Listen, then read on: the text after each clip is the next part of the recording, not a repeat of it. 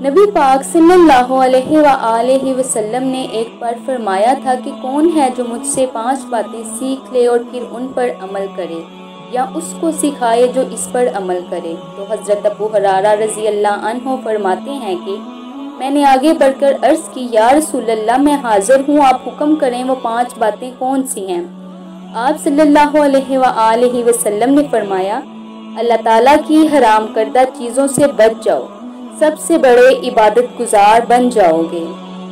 پھر نبی پاک صلی اللہ علیہ وآلہ وسلم نے دوسری بات ارشاد فرمایا اللہ تعالیٰ کی تقسیم پر راضی ہو جاؤ، سب سے بڑے غنی بن جاؤ گے۔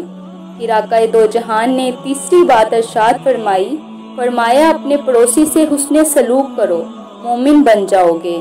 چوتھی بات ارشاد فرمایا لوگوں کے لیے بھی وہی پسند کرو جو اپنے لیے پسند کرتے ہو تو بہترین مسلمان بن جاؤ گے۔ پھر حضور اکرم صلی اللہ علیہ وآلہ وسلم نے فرمایا، 5ویں اور آخری بات ارشاد فرمائی، زیادہ ہنسا نہ کرو، زیادہ ہنسنے سے دل مردہ ہو جاتا ہے۔